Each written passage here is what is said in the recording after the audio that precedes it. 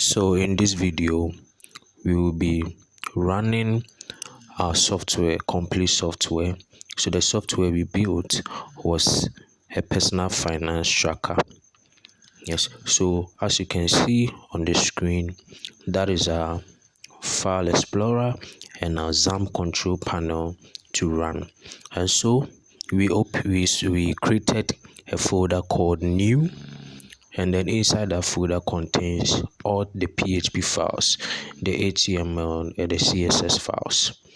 And this is our XAMPP control panel, as you can see.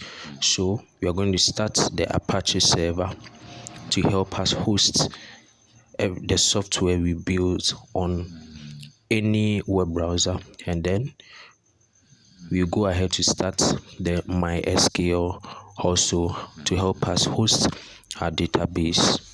So that is basically about the file explorer and the XAMPP control panel.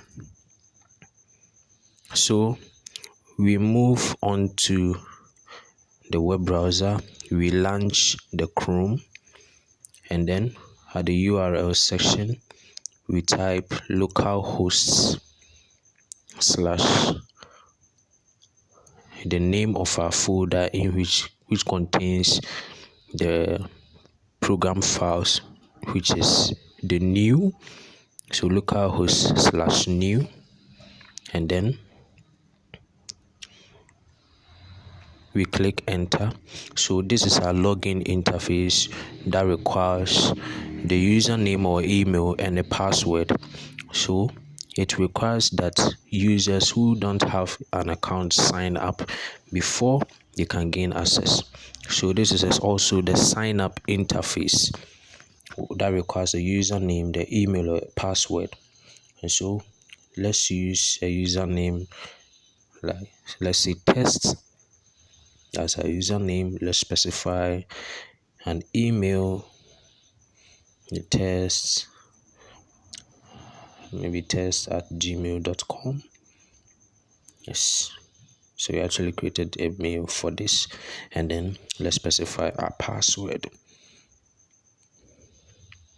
Good, then let's sign up. So now sign up is successful, as you all can see on the screen. So now we input the username, which is the test, and then we type in our password, and then yes. So that is our dashboard over here. That is our dashboard over there. We see various sessions, balance sessions, expenses, to today's spending, recent transactions, budget, and actual summary. So that's the welcome text over there, indicating the day and the date with the name. You can also see the logout function right over there. So let's walk through all the features that the system has. We have the add expense. To add expense, we have the budget to specify a budget, expenditure records. We also have wallet to add wallets, view charts to see the category breakdown, and then we have a feature to create saving goals. So let's go back to the dashboard. So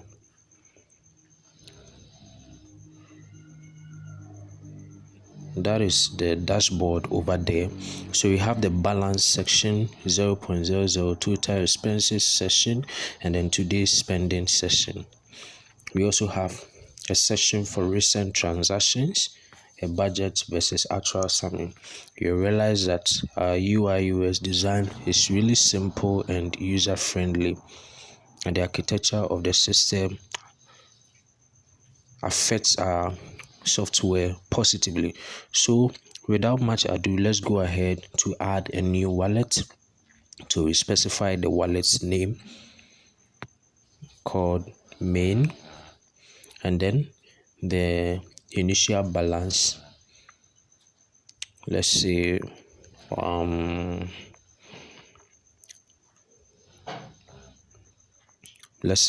million cedis.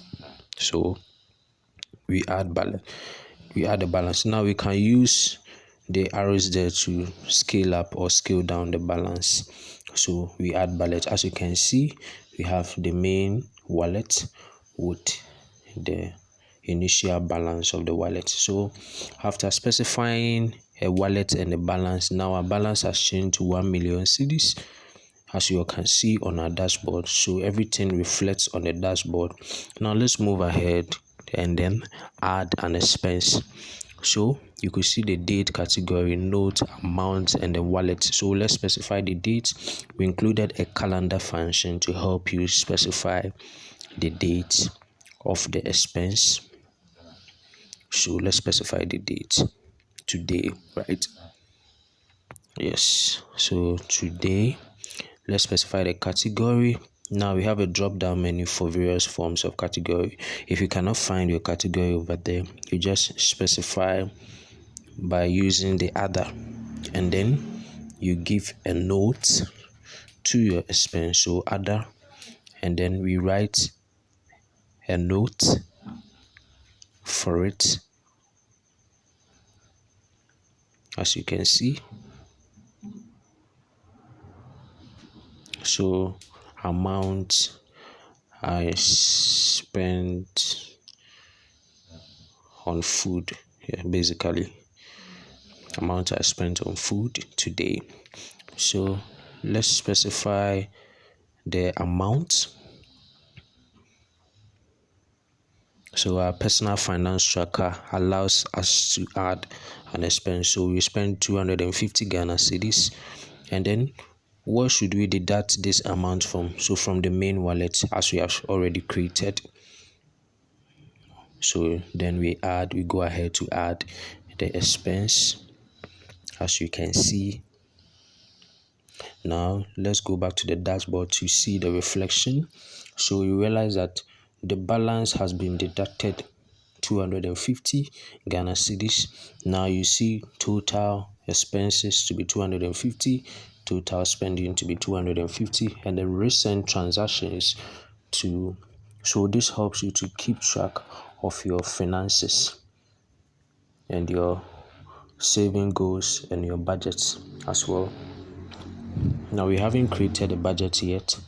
Let's move to the budget feature and then create a budget.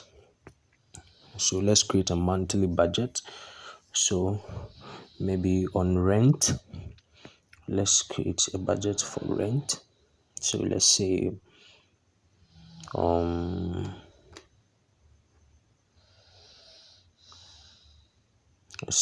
okay, so a feature for that. So you can realize that this system is smooth, the usability is intact, it's available to customers.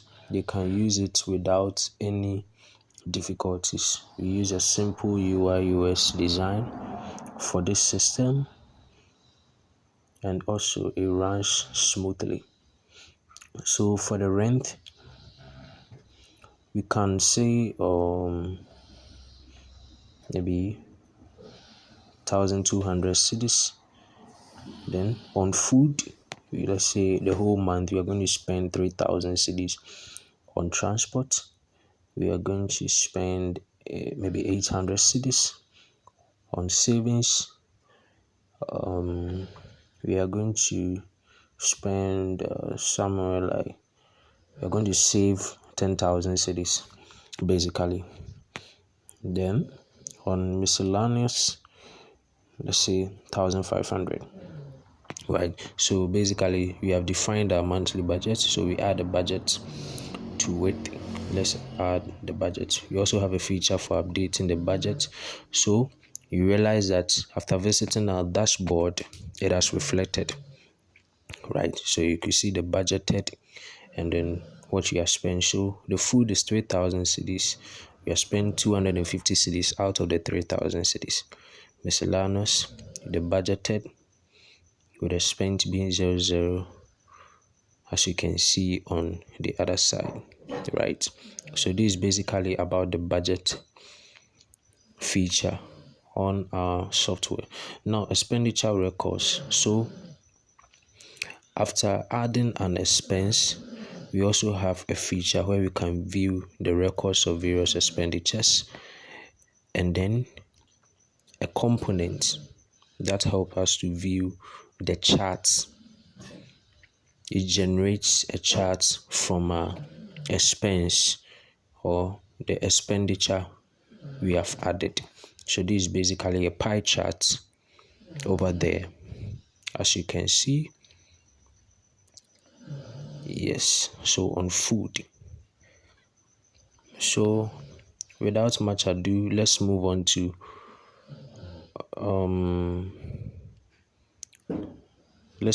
saving goals.